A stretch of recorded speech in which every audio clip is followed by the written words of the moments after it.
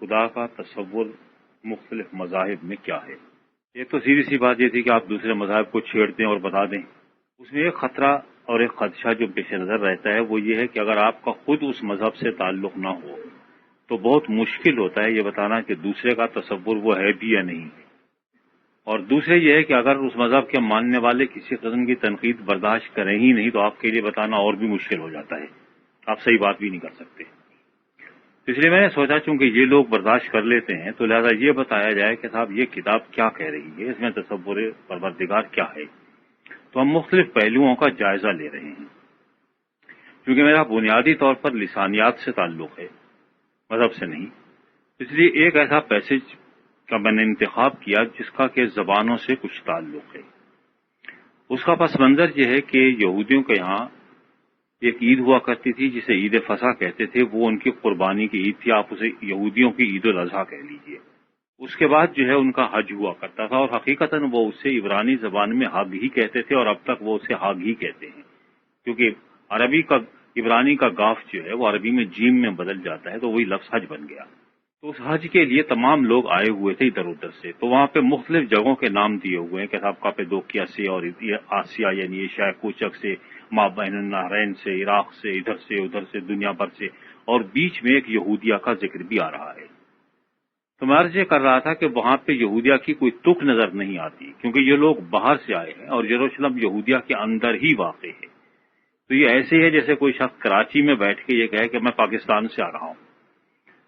تو دوسرے جو ہم مخطوطات پہ نظر دوڑاتے ہیں تو ہمیں معلوم ہوتا ہے کہ کچھ مخطوطات میں وہاں پہ یہودیہ نہیں ہے بلکہ انڈیا لکھا ہوا ہے کہ ہم ہندوستان سے آئے ہیں. تو بہرحال یہ دنیا کے مختلف جگہوں سے آئے. جب وہ لوگ ایک پیغام سنتے ہیں تو ان کا رد عمل یہ ہوتا ہے کہ بھائی ہم اپنی اپنی زبان میں یہ تقریر سن رہے ہیں، آخر یہ بات کیا ہو گئی ہے. تو مجھے ان زبانوں سے دلچسپی کی وجہ سے یہ سوال ذہن میں آیا کہ صاحب ایک زمانہ تھا جب یہودی صرف اس بات پر زور دیا کرتے تھے کہ پہلے بات تو یہ کہ آپ دوسرے کے سامنے کوئی تبلیغ کیجیے ہی نہیں. جب ان میں تبلیغ کرنے کا دورہ آیا تو انہوں نے کہا صاحب ہم دوسرے کو یہودی بنا سکتے ہیں بشرطے کہ ایک تو وہ مکمل یہودی بنے، ختنہ کرائے، ساری شریعت پہ عمل کرے، حلال و حرام کی تمیز برقرار رکھے، اور یہ ہے کہ زبان وہی بولے جو ہم بولتے ہیں. کیونکہ جب پروردگار نے اپنا کلام عبرانی میں اتارا ہے تو آپ کون ہوتے ہیں بھائی دوسری زبان بولنے والے؟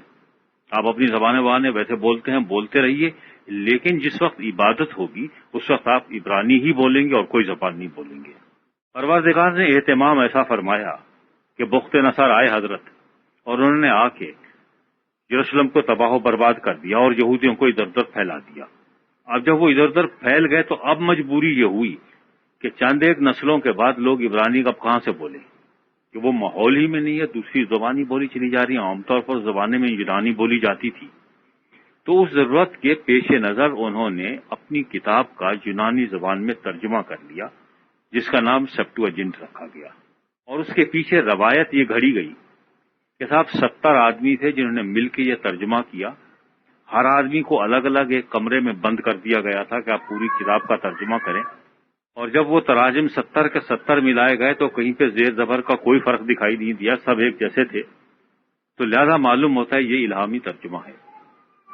لیکن جب آپ اس ترجمے کو پڑھتے ہیں تو زبان سے یہ احساس ہوتا ہے کہ یہ مختلف لوگوں کے تراجم ہیں، بلکہ ایک کتاب کا بھی ترجمہ بعض دفعہ ایک آدمی نے نہیں کیا، 2-3 افراد نے کیا، کیونکہ اسٹائل سے فوراً پکڑا جاتا ہے آدمی. بہرحال اس کے بعد وہ یونانی کا دورہ چلتا رہا. جس زمانے کی اب بات ہو رہی ہے یہ وہ دور تھا جب کہ رومیوں کی حکومت آ گئی تھی. اگرچہ سرکاری زبان لاطینی تھی لیکن لوگ عام طور پر یونانی بولتے تھے، کیونکہ سکندر اعظم نے ایک کام یہ کیا کہ جہاں کہیں بھی گئے یونانی تہذیب ساتھ لے کے گئے اور یونانی زبان ساتھ لے کے گئے. اس کے اثرات آپ کو اس علاقے میں بھی دکھائی دیتے ہیں. یہاں تک کہ اب بھی، چونکہ آج کل میں کچھ سرائکی پہ کام کر رہا ہوں، تو سرائکی میں ایسے بہت سارے الفاظ ملتے ہیں جو کہ یونانی زبان سے آئے ہیں. اور مثلا فعل مستقبل جو ہے اگر آپ دیکھیں تو اردو میں آپ اس میں گا، گے، گی، گ لگاتے ہیں. اب سب میں تقریباً وہی ہے. یا آپ اس کو بدل کے ج لگا دیتے ہیں. سنسکرت میں اور یونانی میں جب بھی فعل مستقبل بناتے ہیں تو س کی آواز لگاتے ہیں، اور سرائکی میں بھی وہی س کی آواز آج تک چلی آ رہی ہے. تو وہ اثرات موجود ہیں. تو اس زمانے میں وہ یونانی بولا کرتے تھے اور وہ لنگوا فرانکا تھی، تقریباً سب لوگوں کی سمجھ میں آتی تھی. جیسے انگریز کے دور میں انگریزی چل رہی تھی تو وہ اس قسم کی آپ بات سمجھ لیجئے. اب چونکہ پہلے سے ترجمہ بھی ہو چکا تھا اور لوگ یونانی زبان بول بھی رہے تھے، تو اب یہودیوں میں ایک نیا تصور ابھرا، اور وہ یہ ہے کہ اگر آپ یہودی ہونا چاہتے ہیں تو آپ کو یونانی آنی چاہیے، کیونکہ یونانی زبان میں موجود ہے. یہاں ہم وہ واقعہ پڑھتے ہیں کہ جہاں مختلف جگہوں سے لوگ آئے، لیکن ان کے سامنے کلام ان کی اپنی اپنی زبانوں میں پیش کیا گیا. یعنی یہ بتایا جا رہا تھا کہ کوئی زبان ایسی نہیں ہے جسے دوسری زبان پر فوقیت ہو. اگر کسی زبان میں کوئی ایسی کتاب موجود ہے جسے آپ الہامی سمجھتے ہیں تو اس سے یہ نتیجہ اخذ نہیں کیا جا سکتا کہ اس زبان کو دوسری زبانوں پر کوئی فضیلت ہے. وہ ایک مجبوری تھی کہ اس وقت وہ لوگ وہی زبان بولتے تھے، لہذا پیغام دینے والے کو وہی زبان استعمال کرنا تھی. آج اگر وہ آئے تو وہ زبان استعمال کریں گے جو ہم استعمال کر رہے ہیں. وہ زبان بجائے اس کے کہ آپ سب کے اوپر یہ عذاب نازل کر دیں کہ آپ ایک ہی زبان سیکھیں، آپ یہ کیوں نہ کریں کہ وہ کلام اگر آپ یہ سمجھتے ہیں خدا کی طرف سے ہے تو اسے ان لوگوں کی زبان میں اویلیبل کر دیں تاکہ وہ اپنی زبانوں میں پڑھ سکیں. اور دوسری بات جو بتائی جا رہی تھی وہ یہ ہے کوئی ثقافت ایسی نہیں ہے کہ جس کے بارے میں آپ یہ کہہ سکیں کہ یہ پریمیٹیو کلچر ہے. یعنی یہ وہ نومن کلیچر اتنا غلط استعمال کیا جاتا ہے کہ صاحب یہ پریمیٹیو کلچر ہے اور یہ جو ہے یہ سویلائزڈ کلچر ہے. کوئی بھی نہیں. وہ پریمیٹیو کلچر ہمارے پوائنٹ آف ویو سے تو ہو سکتا ہے لیکن ان کے نقطہ نظر سے قطعاً پریمیٹیو نہیں ہے، بلکہ ہم پریمیٹیو ہیں. مارگریٹ میڈ نے ایک کتاب میں بہت اچھا لکھا ہے کہ جب وہ گئیں یونیسکو کے ساتھ تھی اور ایک قبیلے میں وہ کام کر رہی تھی تو انہوں نے کہا کہ صاحب اس پورے قبیلے میں ہی ایک ایسی خاتون تھی جو کپڑے پہنے پھر رہی تھی. وہاں پہ خواتین اور مرد دونوں ہی ننگے پھرتے تھے. تو کہنے کہ ایک محترمہ تھی وہ علاج کے لیے آتی تھی تو ان سے کچھ دوستانہ تعلقات ہو گئے. تو میں نے ایک دن ان سے کہا کہ تم لوگ کو شرم نہیں آتی، ننگے پھرتے ہو؟ وہ کہنے لگی بی بی شرم تو آپ کو آنی چاہیے کہ آپ کپڑے پہنے پھر رہی ہیں. آپ کے پاس کون سی ایسی عجیب و غریب چیز ہے جو دوسروں کے پاس نہیں ہے؟ تو ہم تو کسی سے کچھ نہیں چھپاتے. تو وہ انہوں نے کہا کہ کچھ عرصے کے بعد آخر مجھے بھی احساس سے جرم ہونے لگا کہ میں کچھ عجیب و غریب ہوں، تو میں نے بھی کپڑے اتار دیے. دوسرے لوگوں کو اس سے شکایت تھی کیونکہ وہ ان کا ایک ماحول تھا، وہ ان کا ایک کلچر تھا. تو اگر آپ اپنے کلچر کو دوسرے کلچر پر نافذ کر دیتے ہیں تو یہ امپیریلزم کی ہی ایک مثال ہے. اگر آپ اپنی زبان کو دوسروں پہ نافذ کر دیتے ہیں یہ بھی امپیریلزم کی ایک مثال ہے. مذہب میں سب سے بڑی خرابی یہی رہی ہے تقریباً تمام مذاہب میں کہ وہ جہاں بھی مذہب گیا وہ اپنی زبان لے کے گیا اور اس نے وہ اپنی زبان ان پہ نافذ کر دی اور جس جگہ سے وہ مذہب نکلا تھا وہاں کا کلچر نافذ کرنے کی کوشش کی. تو یہ لنگوسٹک امپیریلزم اور کلچرل امپیریلزم کی بدترین مثالیں ہیں. اور یہاں پروردگار اس امپیریلزم کے خلاف احتجاج کر رہے تھے کہ کوئی امپیریلزم نہیں چلے گا، کسی کی زبان کو کسی کی زبان پر کوئی فوقیت نہیں ہے. اگر آپ کا یہ ایمان ہے کہ خدا ساری زبانیں سنتا ہے اور سمجھتا ہے تو پھر آپ اپنی زبان میں اس سے بات کیوں نہ کریں؟ وہ آپ سے آپ کی زبان میں بات کیوں نہ کریں؟ صرف یہی نہیں کہ آپ اس سے اس کی زبان میں بات کریں، بلکہ اب یہ تقاضا بھی ہے کہ وہ بھی ہم سے ہماری زبان میں گفتگو کرے، کیونکہ ہم اس کی گفتگو نہیں جانتے، زبان نہیں جانتے کون سی ہے. تو وہاں پہ یہی تھا کہ خدا ان سے اس زبان میں گفتگو کر رہا تھا جو زبان وہ سمجھ رہے تھے، اور لوگوں کی سمجھ میں یہی بات نہیں آ رہی تھی کہ وہ جو ہم نے ایک اسٹینڈرڈ مقرر کر رکھا تھا کہ یہ زبان ہے جس میں خدا گفتگو کر سکتا ہے اور دوسری زبان نہیں، آج وہ اسٹینڈرڈ کیوں ٹوٹ گیا. یہیں سے آپ یہ دیکھیے کہ کتابوں کے تراجم کرنے کا فلسفہ نکلا کہ صاحب کیونکہ آپ تمام سے یہ تقاضا نہیں کر سکتے کہ وہ زبان پڑھیں تو لہذا آپ ان زبانوں میں ترجمہ کر دیجئے تاکہ وہ انہیں پڑھ لیں. اب یہاں پر ایک بہت بڑی قباحت آ جاتی ہے، وہ یہ ہے کہ یہودی کا تصور یہ تھا کہ یہ عبرانی جس طرح سے لکھی ہوئی ہے وہ تمام اعراب کے ساتھ یہ بھی حضرت موسیٰ علیہ السلام ہی نے الہام کے تحت لگائے تھے. تاریخی طور پر ہم یہ جانتے ہیں کہ اس وقت کوئی اعراب وغیرہ لگائے ہی نہیں جاتے تھے. یہ بہت بعد کی پیداوار ہے کیونکہ ان کی مادری زبان تھی. ہم اردو کے اخبار میں نہیں لگاتے، ہم اردو کا اخبار آسانی سے پڑھ لیتے ہیں. لیکن اگر آپ کو انگریز کے لیے کوئی کتاب لکھنا ہو تو آپ اس پہ اعراب لگائیں گے تاکہ اس کو معلوم ہے اس لکھا ہوا ہے، اس لکھا ہوا ہے، جو ان لکھا ہوا ہے، جو ان لکھا ہوا ہے یا جوان لکھا ہوا ہے، کیونکہ وہ آگے پیچھے سے پتہ ہی اس کو نہیں چلتا. ہمارے لیے کوئی مسئلہ نہیں ہوتا، تو ان لوگوں کے لیے کوئی مسئلہ نہیں تھا. لیکن جب دوسروں کے لیے انہوں نے انٹروڈیوس کرنا شروع کیا تو اس میں اعراب لگائے تاکہ صحیح طریقے سے آپ پڑھ سکیں۔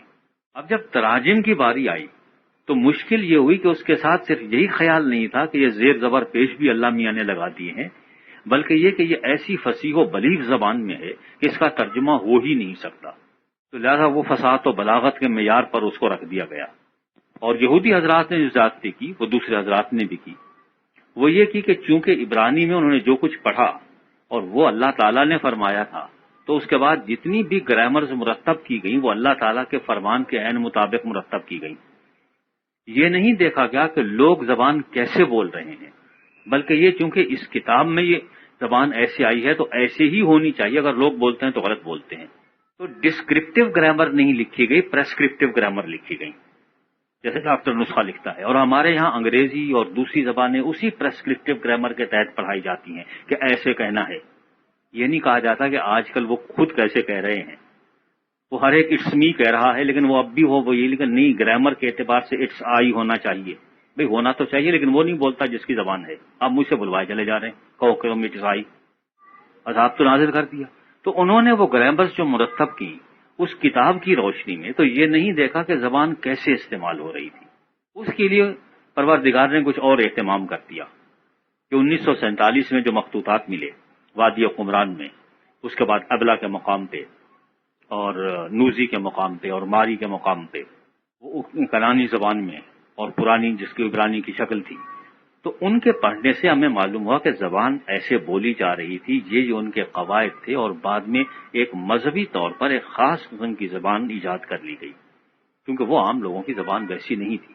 تو اب ہم تحقیق کر سکتے ہیں کہ صاحب اس میں کوئی ایسی خوبی پائی بھی جاتی ہے یا نہیں پائی جاتی، کیونکہ اب معیار ہمارے نزدیک وہ کتاب نہیں ہے، کیونکہ یہ سرکولر ریزننگ یہ ہے کہ پہلے آپ کتاب کو معیار ٹھہرا لیتے ہیں کہ یہ اس زبان کا معیار ہے، پھر اس کے بعد ہر ایک کی زبان کو اس معیار کے مطابق ناپتے ہیں اور کہتے ہیں کہ چونکہ اس معیار پر دوسرے کی کوئی کتاب نہیں اتر رہی تو اس جیسی کتاب کوئی لکھ نہیں سکتا۔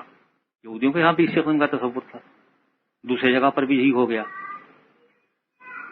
جب وہ یونانی میں ترجمہ ہو گیا تو اس کے بعد اس جیسا یونانی ترجمہ نہیں لکھا جا سکتا تھا، لیکن تاریخ سے یہ ثابت ہوتا ہے کہ جب وہی یونانی ترجمہ جو یہودی حضرات نے کیا تھا عیسائی حضرات نے استعمال کرنا شروع کیا اور اس سے استدلال کرنا شروع کیا کہ اس میں مسیح کے بارے میں لکھا ہے، تو انہوں نے کہا کہ صاحب یہ ترجمہ صحیح نہیں ہے، ہم دوبارہ ترجمہ کرتے ہیں۔ اس کے بعد ایک اور ترجمہ کیا گیا، پھر ایک اور ترجمہ ہونے کے بعد انہوں نے کہا نہیں یہ لفظی ترجمہ نہیں ہے، ایک اور لفظی ترجمہ ہونا چاہیے، لہذا وہ ہو گیا۔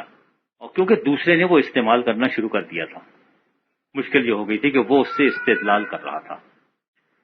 اس اجارہ داری کو توڑنے کے لیے پروردگار نے جہاں یہ اہتمام فرمایا کہ اس یونانی کا بھی معیار نہیں رہا بلکہ دوسرے اور تراجم ہوتے چلے گئے، اسی طرح سے یہ لوگ جو سارے اس دن سنا کے گئے، اور یہاں لکھا ہے کہ تقریباً 3000 افراد ایسے تھے جنہوں نے اس پیغام کو قبول کر لیا۔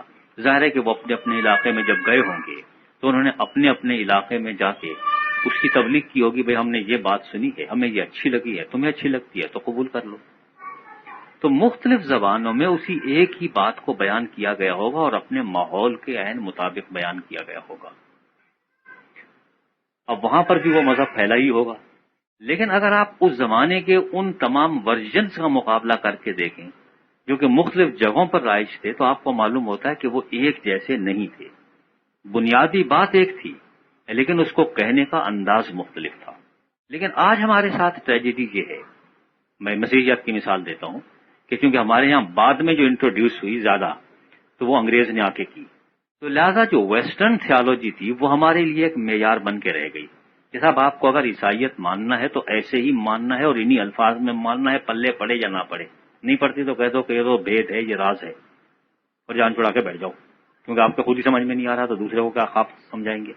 لیکن ہم نے اپنے طور پر اسے سمجھنے کی کوشش نہیں کی اور اپنے طور پر اس بات کو ادا کرنے کی کوشش نہیں کی کہ اگر ہمیں وہ بات کہنا ہو ہم اپنے ماحول میں اس بات کو کیسے کہیں گے۔ مثلا میں آپ کو ایک چھوٹی سی مثال دیتا ہوں کہ چونکہ عبرانی زبان میں یہ لکھا ہوا تھا اور اس کے بعد جب یونانی میں ترجمہ ہوا تو اس میں بھی یہی لکھا ہوا تھا، اور اسی محاورے کو جب انجیل میں استعمال کیا گیا تو یہ کہا گیا کہ مسیح خدا کا بیٹا ہے، ایک چھوٹی سی مثال ہے، اور چونکہ ہم اس محاورے سے واقف نہیں تھے تو دوسرے لوگوں نے اس کا غلط مفہوم یہ لیا کہ اس کا مطلب یہ ہے کہ وہ ان کے اس طرح سے بیٹے ہیں جیسے ہمارا کوئی بیٹا ہوتا ہے کہ جنسی تعلقات کے نتیجے میں یہ بیٹا ہوا۔ جو سننے والے کو غلط فہمی ہوئی تھی اور اس نے چڑ کے کچھ کہا تو سنانے والے نے بجائے سمجھانے کے اور اس کو چڑھانا شروع کیا کہ تو نہیں مانتا، تجھے تو ماننا ہی پڑے گا، تو ہے خدا کا بیٹا۔ اب وہ کہہ رہا ہے کہ لاہور بلا قوت کیا کفری کلمات بکواس آپ نے لگا رکھی ہے۔ وہ کہہ رہے ہیں نہیں، یہ تو سب سے پہلے ہے ہی ضروری، میری کتاب میں لکھا ہوا ہے۔ محاورہ کسی نے سمجھنے کی کوشش نہیں کی کہ اسی کتاب میں حضرت سلیمان علیہ السلام کے بارے میں بھی تھا کہ یہ میرا بیٹا ہے، تو وہاں پہ کوئی اس قسم کا عقیدہ نہیں ابھرا۔ پوری بنی اسرائیل کے بارے میں لکھا ہوا ہے کہ اسرائیل میرا بیٹا ہے، بلکہ میرا پہلوٹا ہے، تو کسی نے یہ نہیں کہا کہ تمام بنی اسرائیل جو اللہ میاں کے بیٹے ہیں۔ اسی قسم کا محاورہ قرآن مجید میں استعمال ہوا کہ یہودی یہ کہتے ہیں کہ نحن ابناء اللہ واحباؤہ، ہم اس یہودی یہ کہتے ہیں کہ ہم اللہ کے بیٹے ہیں، ہم اس کے پیارے ہیں، ہم اس کے حبیب ہیں۔ تو وہ پیارے کے مفہوم میں استعمال کیا گیا تھا، لیکن دونوں طرف ضد کا نتیجہ یہ نکلا کہ ایک نے کہا میں مان کے نہیں دوں گا، دوسرے نے کہا کہ میں یہ منوا کے رہوں گا، اور ماننا ہے تو اسی انداز سے ماننا ہے۔ لیکن کسی نے یہ نہیں کہا کہ بھائی اس کے معنی پیارے کے ہیں کہ پروردگار کو وہ اچھے لگتے تھے، وہ ان سے خوش تھے، راضی تھے۔ تو میرا خیال ہے نہ ماننے والوں کو کوئی پریشانی تھی، نہ منوانے والوں کو پریشانی تھی، لیکن چونکہ ایک زبان کو معیار بنا دیا گیا اور اس زبان کے محاورے کو معیار بنا لیا گیا، نتیجہ یہ ہوا کہ آپ نہ بات سمجھا سکے نہ کسی کی سمجھ میں آ سکی۔ آپ نے سر پٹول تو کر لی، ایک دوسرے کو مارا تو بہت، قتل و غارت خوب کیا، اور جتنا خون جو ہے وہ خدا اور رسول کے نام پہ بہایا گیا، اسے اتنا کسی اور چیز پہ بہایا ہی نہیں گیا۔ آپ جنگ عظیم اول اور جنگ عظیم دوم کی مثالیں پیش کرتے ہیں، اور چنگیز خان وغیرہ کے بیچاروں نے کچھ بھی نہیں کیا، مطلب نے اس سے بہت زیادہ کیا ہے، اور بعض دفعہ وہ کچھ کیا ہے کہ آدمی حیران رہ جاتا ہے۔ مثلا ایک زمانے میں بحث یہ چل رہی تھی کہ صاحب مسیح جو ہے اس کی ایک ہی ذات ہے یا دو ذاتیں ہیں، تو اب یونانی زبان میں کہ اگر ایک ہی ذات ہے، ایک جیسی ذات ہے، ایک ہی ہے، تو وہ ہوموسیان ہے، اور اگر ایک نہیں ہے، ایک جیسی ہے، ملتی جلتی ہے، تو وہ ہوموسیان ہے، یعنی دونوں میں صرف ایک املاؤٹ یو کا فرق ہے، اور اس پہ 20,000 آدمی دونوں طرف سے قتل ہو گئے۔ تو ایڈورڈ گبن نے Decline and Fall of the Roman Empire میں اس کا حوالہ دیتے ہوئے کہا ہے کہ صاحب ایک واول کے پیچھے 20,000 آدمی مار ڈالنا کون سی عقل مندی ہے۔ تو یہ ہوتا رہا کیونکہ آپ ایک دوسرے کی بات سمجھ ہی نہیں رہے تھے، اسی زبان کا مسئلہ آپ نے کھڑا کیا۔ مزے کی بات یہ ہے کہ جب ہم وہی دو آدمی جو لڑ رہے ہوتے ہیں اور ایک دوسرے کو بات نہیں سمجھا پا رہے ہوتے، جب بازار میں سودا خریدنے جاتے ہیں تو ان کی کوئی لڑائی نہیں ہوتی۔ اگر وہ مسلمان فرض کا انگلینڈ میں چلا جائے اور وہاں انگریز کی دکان پہ پہنچے، اس سے بینگن مانگے تو وہ اس کو بینگن ہی دیتا ہے، آلو نہیں تھماتا۔ اگر یہاں کا عیسائی بازار میں چلا جائے اور اس سے بھنڈی مانگے تو اس کو بھنڈی ہی ملتی ہے، گاجر نہیں ملتی۔ وہاں دونوں ایک زبان بولتے ہیں اور دونوں کی مذہب کی شخصیت پہ کوئی فرق نہیں پڑتا، لیکن جب مذہب کی بات آتی ہے تو فوراً کوئی اندر کا آدمی جو ہے وہ باہر آ جاتا ہے ایک دم، اور پھر اس کے بعد وہ کہتے ہیں کہ نہیں اب تو مجھے کہنا یہی ہے، خداوند یسوع مسیح کہوں گا۔ وہ کہتا ہے بھائی میری سمجھ میں کچھ نہیں آ رہا، تو سیدھا سادہ کہہ دے کہ عیسیٰ کی بات کر رہا ہے، حضرت عیسیٰ کی میں مانتا ہوں، نہیں خداوند یسوع مسیح۔ تو یہاں پہ ہم نے ایک تفریق پیدا کر لی مذہب کی بنیاد پر، اور مذہب کی بنیاد پر ہم نے صرف یہی تفریق پیدا نہیں کی بلکہ وہ لسانی قسم کی جو تفریق پیدا کی تو وہ ہماری پہچان بن کے رہ گئی۔ یعنی اگر آپ کو کوئی حضرت عیسیٰ علیہ السلام کہتا ہوا ملے تو آپ کہتے ہیں یہ مسلمان ہے، خداوند یسوع مسیح کہے تو یہ عیسائی ہے، اور تو دونوں کے ایک جیسے ہوں گے، چوری وہ بھی کر رہا ہوگا، چوری وہ بھی کر رہا ہوگا، بدماشی وہ بھی کر رہا ہوگا، بدماشی وہ بھی کر رہا ہوگا، وہاں پہ کوئی فرق نہیں ہوگا۔ لیکن جہاں مذہب کی بات آئے گی فوراً ایک دم دونوں مذہبی ہو جائیں گے، تو اس کے بعد کاٹنے کھانے کو دوڑ پڑیں گے، کہیں گے نہیں صاحب یہ تو ہو ہی نہیں سکتا۔ یہاں تک کہ دونوں بزنس پارٹنر ہوں، دونوں مل کے دھندا کر رہے ہیں اسمگلنگ کا، کوئی جھگڑا نہیں ہو رہا، معلوم ہے غلط کام ہے، کچھ بھی کر رہے ہیں، لیکن جہاں پہ بیٹھیں گے اور مذہب کی بات چل پڑے گی دونوں میں شدید اختلافات پیدا ہو جائیں گے، اور اس کے بعد پھر دونوں اسمگلنگ میں لگ جائیں گے، پھر کوئی اختلافات نہیں ہوں گے۔ یعنی آپ دنیا میں ہر ایک چیز پر کچھ نہ کچھ کمپرومائز کر سکتے ہیں، اگر نہیں ہے تو یہ مذہب ہے جس پہ کوئی کمپرومائز نہیں ہوتا، کیونکہ اصل میں ہم نے اسے انسانی زندگی سے باہر نکال دیا ہے۔ اگر ہم اسے انسانی زندگی کا ایک حصہ سمجھ لیتے کہ جہاں ہماری دوسری ایکٹیویٹیز ہیں، اسی قسم کی ایک ایکٹیویٹی یہ بھی ہے کہ جو میرے عقائد ہیں خدا کے بارے میں، اس کے ہونے یا نہ ہونے کے بارے میں، ان کا جو میں اظہار کرتا ہوں وہ ویسے ہی جیسے میں اور خیالات کا اظہار کرتا ہوں، اور جہاں اور اختلافات آپ برداشت کر لیتے ہیں وہاں پہ اختلافات یہاں بھی برداشت کر لیں۔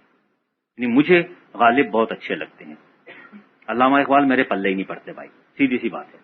ہم اس پہ اختلاف کر سکتے ہیں لیکن ہم ایک دوسرے کا سر نہیں پھاڑتے۔ ہم کہتے ہیں ٹھیک ہے آپ کو نہیں لگتے اچھے تو نہیں لگتے ہوں گے بھائی، ہمارا تو اسلامی شاعر ہے۔ میں کہتا ہوں بھائی وہ اسلامی شاعر کی بات نہیں، وہ زبان ایسی استعمال کرتے ہیں میرے پلے نہیں پڑتی، نیل سے لے کے تا بحد کاشغر. پہلے میں جغرافیہ پڑھوں پھر سمجھ میں آتا ہے کہہ کیا رہے ہیں. وہاں تو سیدھی سادی سی بات ہے کہ آپ کو میر تقی میر اچھے لگتے ہیں، ٹھیک ہے لگتے ہیں. آپ قورمہ کھاتے ہیں، آپ قورمہ کھائیے بھائی. مجھے چاول اچھے لگتے ہیں، بریانی میں بریانی کھاتا ہوں، کوئی نہیں لڑتا. ہوٹل میں آپ نے کبھی دیکھا لوگوں کو لڑتے ہوئے؟ یار میں بریانی کھا رہا ہوں، آپ کیوں نہیں بریانی کھا رہے؟ سب بریانی کھاؤ.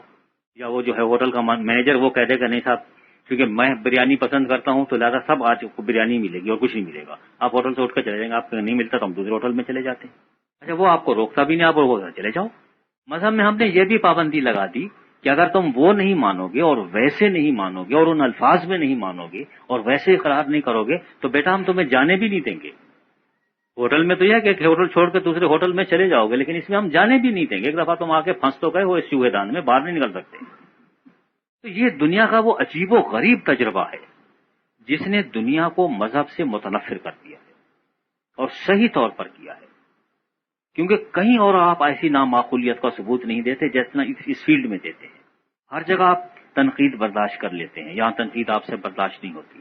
اگر آپ فرض کیجیے غالب کی کسی شعر پر تنقید کریں تو میں آپ کے سامنے پوچھوں گا صاحب آپ کس کو مانتے ہیں؟ آپ نے کہا صاحب میں فلاں کو مانتا ہوں، تو میں ویسی کوئی مثال ڈھونڈ کے لاؤں گا بھائی انہوں نے بھی ایسی ہی ترکیب استعمال کی ہے، اب آپ بتائیے کیا کہتے ہیں، تو ہمارا فیصلہ ہو جائے گا. اس میں آپ ویسی ترکیب نکال کے بھی لے آئیے بھائی آپ کے یہاں بھی ایسی چیز موجود ہے، تو وہ کہتا آپ ہمارا تذکرہ تو چھوڑے، بات تو آپ کی بات کی ہو رہی ہے، ہمارے کیوں بیچ میں لا رہے ہیں؟ ہماری جب ہوگی تو بات ہوگی، ابھی تو آپ ثابت کریں.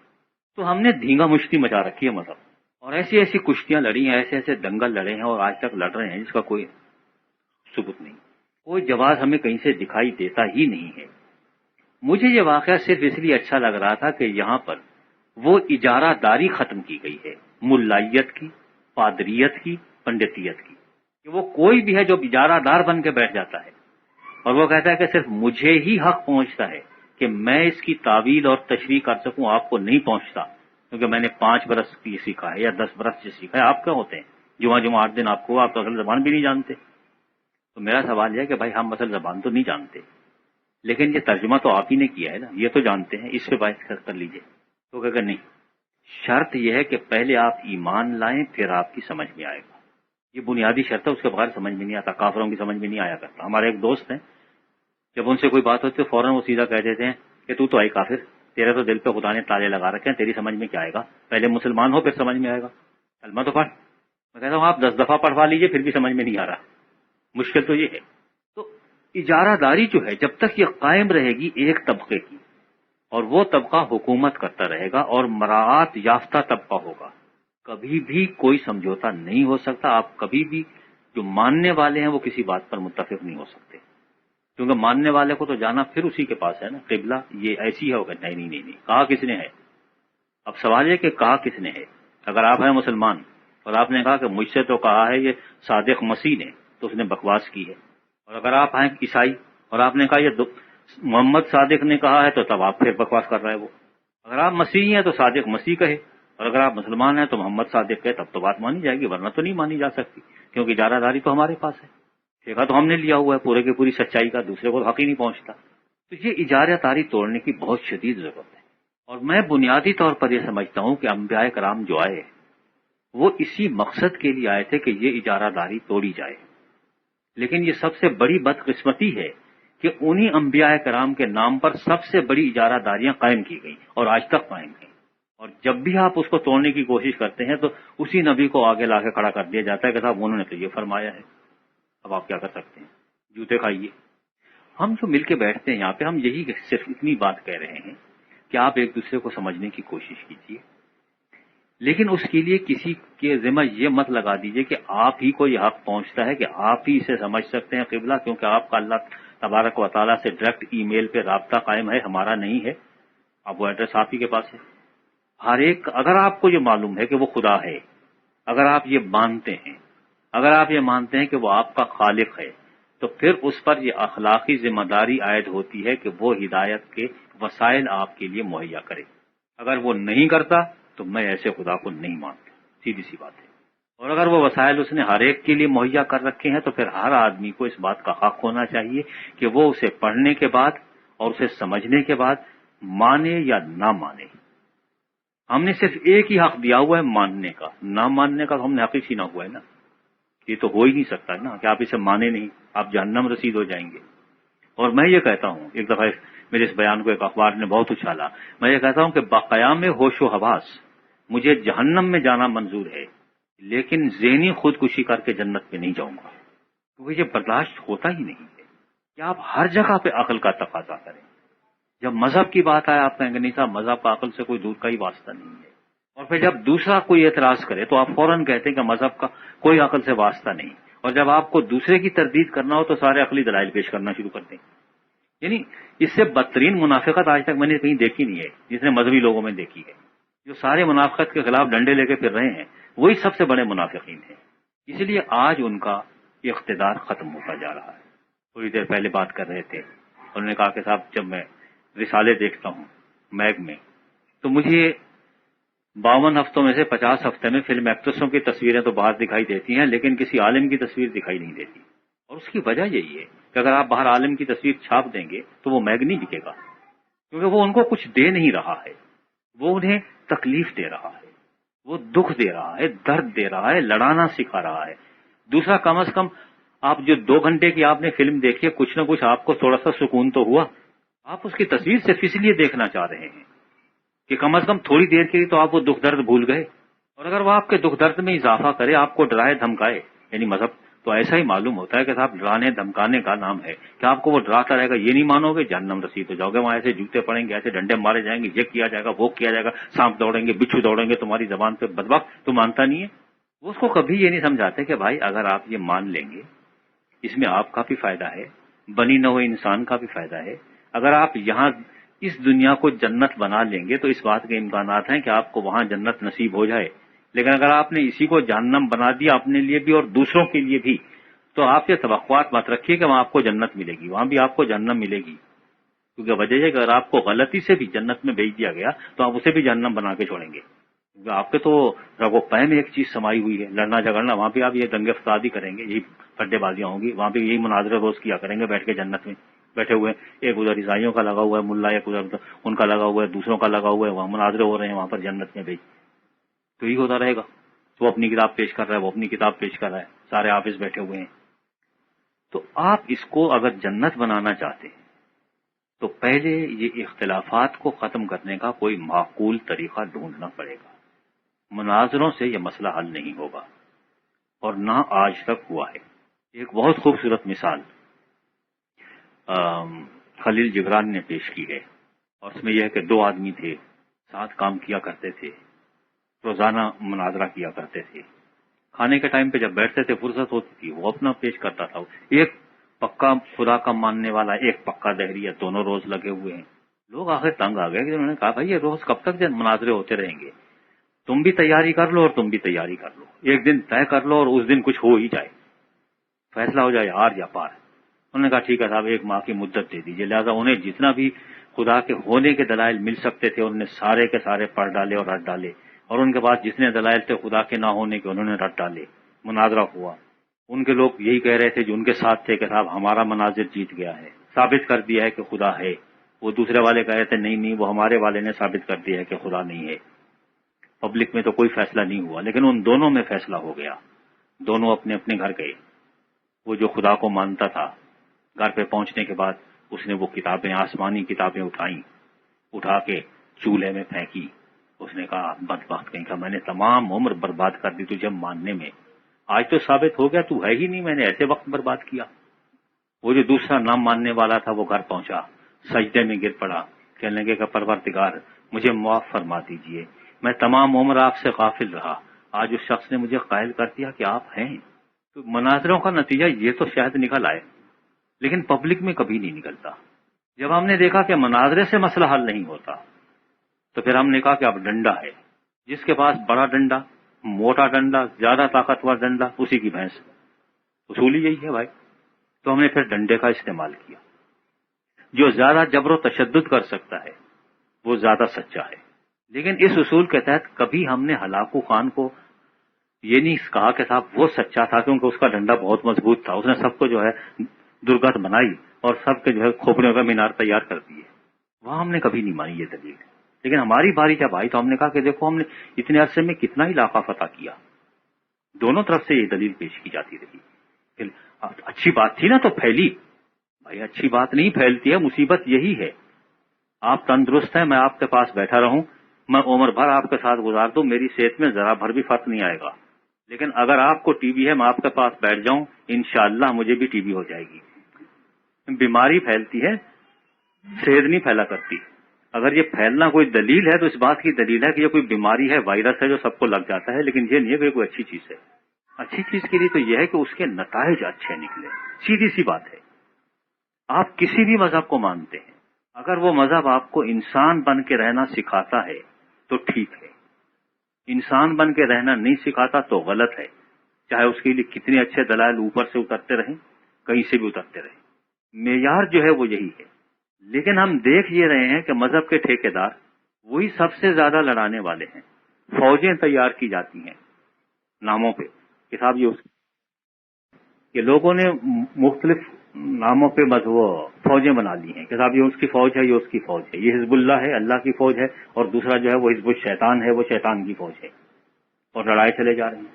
सवाल ये है कि जब आप लड़ा ही रहे हैं तो आपको क्या ये हक पहुंचता है कि आप बयानतदारी से ये कह सकें कि हमारा मजहब सलामती का मजहब, हम सलामती का पैगाम देते हैं, हम सुलह की बात करते हैं। मेरे दोनों से सवाल है, किसी एक मजहब वाले से नहीं है। वे दावे दोनों के हैं, वो भी वही कह रहे हैं, वो भी वही कह रहे हैं। जितने मजहब वाले हैं सबके दावे यही हैं और सारे ही लड़ाने पे तुले हुए हैं। तो सवाल यह है कि ऐसी सूरत में हम कैसे मान लें? अगर वो मजहब आपको लड़ना सिखा रहा है तो जाहिर है कि वो सुलह का मजहब नहीं हो सकता, वो सलामती की फिर बात नहीं कर रहा है, वो आप जबरदस्ती प्रोपेगेंडे की बात कर रहे हैं। अमल तो उसका कुछ और निकल रहा है। जैसे वो हमारे एक दोस्त हैं, वो एक दफा मीटिंग में एक आपसे कह रहे थे, कहने यार वो उनसे वो बिशप साहब से, आप बताइए कि बिशप तो एक बहुत बड़ा पादरी टाइप की, लॉर्ड पादरी टाइप की, उससे कह रहे हैं कि साहब आप इन पादरियों को वो सेमिनरी में क्या पढ़ाते हैं, कौन सी बाइबल पढ़ाते हैं? कहने क्या मतलब तुम्हारा, कौन सी पढ़ाते हो? तुम भी वो इतराज करने लगे हो कि एक से ज्यादा बाइबलें हैं। वो कहने का नहीं साहब, मैं तो गुनाहगार आदमी हूँ, कभी कभार पढ़ लेता हूँ, एक आध चीज पढ़ लेता हूँ, तो एक आध हफ्ते तक मुझ पे खौफे खुदा तारी रहता है, तो इंसान का बच्चा बनने की कोशिश करता रहता हूँ। ये पूरी पढ़ जाते हैं और उसके बाद सबसे बड़े बदमाश यही पैदा होते हैं, इनको ये तो नहीं पढ़ाते होंगे, दूसरी पढ़ाते होंगे। तो वो उनको कौन सी पढ़ाई जा रही है भाई? जो आप हमें बता रहे हैं उसमें तो अच्छी बातें होंगी, लेकिन जो आप पढ़ने के बाद जो अमली तौर पर मुजाहिरा कर रहे हैं उसमें तो कोई शराफत हमें दिखाई दे ही नहीं रही। कुफ्र के फतवे आप लगा रहे हैं, कत्ल आप कर रहे हैं, मार आप रहे हैं, और कारे सवाब भी है मारना दूसरे को, जो जितना ज्यादा मारेगा उतना ज्यादा उसको जन्नत में बड़ा मुकाम मिलेगा। तो भाई फिर सुलह सफाई की बातें गई कहाँ? वो किधर हैं? क्या वो सिर्फ किताब में लिखी हुई हैं? अगर किताब में लिखी हुई हैं और उनका कोई असर नहीं हो रहा तो आप ये बताइए कि मैं उस किताब को क्या करूं, शहद लगा के चाटूं? नुस्खे में आपने लिख दिया कि बहुत अच्छी दवाएं हैं, और आप कह रहे हैं कि साहब आप देख लेंगे ये वो दवाएं मैंने आपको लिख के दी हैं कि जो दुनिया में बड़ी मुश्किल से ही मिलेंगी, मुझे बड़ी मुश्किल से मिलती हैं, खाता हूं मेरी हालत और तबाह हो जाती है, तो मैं उसको क्या करूं? होगी अच्छी किसी के लिए, मेरे लिए तो अच्छी नहीं। किसी जमाने में कोई बात अच्छी होगी, आज वो मुनासिब नहीं है। तो आज वो बात कीजिए जिससे दूसरों को फायदा पहुंच सके। बनी नौ इंसान के इख्तिलाफात कम हो सकते हों, बढ़े नहीं। हम एक दूसरे के साथ बैठ सकें, हमें ये एहसास ना रहे कि मैं ईसाई हूं और वो मुसलमान है, या मैं मुसलमान हूं और वो ईसाई है, या मैं ईसाई हूं और वो गैर ईसाई है, या मैं मुस्लिम हूं और वो गैर मुस्लिम है। बल्कि मुझे ये मालूम हो कि मैं भी इंसान हूं और ये भी इंसान है। जितना मुझे जीने का हक हासिल है उतना इनको जीने का हक हासिल है, और जितना मुझे इनसे इख्तिलाफ करने का हक हासिल है उतना इन्हें ही मुझसे इख्तिलाफ करने का हक हासिल है। जितना मैं अपने उस हक के लिए लड़ूं कि आपसे इख्तिलाफ कर सकूं, उतना ही आपके हक के लिए लड़ूं कि आप भी मुझसे उतना ही इख्तिलाफ कर सकें। और जब तक आप ये ज़हनियत पैदा नहीं करेंगे उस वक्त तक हम लड़ते रहेंगे और इन्हीं लोगों की तरह से हैरान होते रहेंगे कि हज पे आए हुए हैं और ये क्या हुआ कि वो हमारी जबानें जो थी वो सारी खत्म हो गई और एक ही हम बात सुन रहे हैं अपनी अपनी जबान में। वो अल्लाह मियां की जबान किधर गई? तो आप इबादतें करते रहेंगे, इसी तरह से आप कुर्बानियां भी देते रहेंगे, और इसी तरह से हज भी करते रहेंगे और ज़ियारतें भी करते रहेंगे। मुसलमान वहां जाते रहेंगे और मसीह वेटिकन जाते रहेंगे, सारे ये काम होते रहेंगे, और इंसान उसी तरह से उसकी हालत बद से बदतर होती चली जाएगी। और आप उसको डराते भी रहेंगे कि ये इस बात की दलील है कि क़यामत करीब आ रही है, इसलिए उससे पहले ये हालात ऐसे होना बहुत जरूरी है। भाई अगर ये हालात होना बहुत जरूरी है तो फिर आप उस आदमी को सजा क्यों देते हैं? وہ تو رضائے الہی پہ عمل کر رہا ہے، بلکہ اس دن کو قریب لا رہا ہے جس کو لانے میں اللہ میاں کو اتنی دیر لگی ہوئی ہے، صدیاں گزر گئی، وہ تو کل کہا تھا آج آ جائے۔ آپ تو اسے انعام و اکرام دیں بھائی، سہرے پہنائیں، نعرے لگائیں، کندھے پہ بٹھائیں، اور اس کو مطلب آپ کو گالیاں بھی دیتے ہیں، مارتے بھی ہیں، تو اس کا کوئی ہے علاج؟ اس کا بہترین علاج یہی ہے کہ انسانوں کی طرح سے بیٹھ کے بات کریں، معقولیت کی جو بات ہو اسے قبول کر لیں۔ اگر میرے یہاں نامعقولیت ہے تو میں اعتراف کر لوں کہ ہاں صاحب یہ ہے نامعقولیت، میرے آبا و اجداد اگر نامعقول تھے تو یہ مجھ سے فرض عین یہ نہیں ہے کہ میں بھی وہی اتنا ہی نامعقول رہوں جتنے وہ تھے، میں معقول بن جاؤں، دیر آیت درست آئے، چلیے یوں ہی صحیح۔ اگر آپ میں وہ نامعقولیت پائی جاتی ہے تو آپ اس کا اعتراف کر لیں، لیکن ہم ایک دوسرے کی نامعقولیت پوائنٹ آؤٹ نہ کریں، بلکہ اپنی نامعقولیت ڈھونڈیں کہ ہم میں کتنی نامعقولیت ہے، تو تبھی تو اصلاح ہو سکتی ہے۔ اگر ہم ایک دوسرے میں کیڑے نکالتے رہے تو پھر یاد رکھیے کہ وہ جو ایک پیمانہ مسیح نے مقرر کر دیا تھا کہ اگر تم دوسروں پہ فتوے لگاؤ گے تو ایک ایسی ذات موجود ہے جو اسی معیار پہ تمہیں پورا نہ پا کے تمہارے خلاف بھی فتویٰ لگا دے گی، پھر تم کیا کرو گے؟ کیونکہ اس میں جو ترجمہ ہمارے یہاں ہے وہ ہے عیب جوئی نہ کرو، عیب جوئی نہیں کی جائے گی۔ اس سے ایسا لگتا ہے کہ جیسے تم دوسرے کی عیب جوئی نہ کرو تاکہ وہ تمہاری نہ کرے، لیکن وہ یہودیوں کا عقیدہ ہے کہ وہ خدا کا نام نہیں لیتے تھے، پیسے وائس جب استعمال کرتے تو اس کا مطلب خدا کی طرف سے ہوتا تھا کہ تم جو فتوے لگا رہے ہو اسی قسم کا فتوے خدا تمہارے خلاف لگائے گا کہ وہی عیوب اور وہی برائیاں تم میں خود موجود ہیں، تو پھر کیا جواب دو گے؟ تو آپ یہی دیکھیے کہ ہم اپنے اپنے عیوب پر نظر ڈالیں، اپنے اپنے گریبان میں جھانکیں اور دیکھیں کہ ہم میں کیا کیا برائیاں ہیں، اور جب ہم ان کا اعتراف صرف نہیں کر لیں بلکہ ان کے ازالے کی بھی کوشش کریں۔ ابھی تو ہم نے اعتراف کرنا بھی نہیں سیکھا نا، ابھی تو بہت منازل ہیں کہ پہلے ہم محسوس کریں کہ ہم غلطی کر سکتے ہیں، ہمارے ہاں اس بات کا امکان نہیں ہے۔ دوسرے جب ہمیں اس کا احساس ہو جائے کہ ہاں ہم غلطی کر سکتے ہیں تو پھر یہ کہ ہم نے غلطی کی ہے، اور تیسرے یہ کہ غلطی کر بیٹھے ہیں تو اس کے ازالے کی بھی کوشش کرنی چاہیے، اور پھر یہ کہ اس ازالے کے لیے عملی اقدامات بھی اٹھائیں۔ اور جب تک ہم اس چاروں مراحل طے نہیں کریں گے یہی ہوگا کہ اپنی اپنی کتابیں لے کے آتے رہیں گے، لڑتے رہیں گے، وہ بقول مجاز کے کہ اہل سیف آتے رہے، اہل کتاب آتے رہے، این جناب اٹھتے رہے اور آن جناب آتے رہے، سروری جاری رہی، پیغمبری جاری رہی، دین کے پردے میں جنگ زرگری جاری رہی۔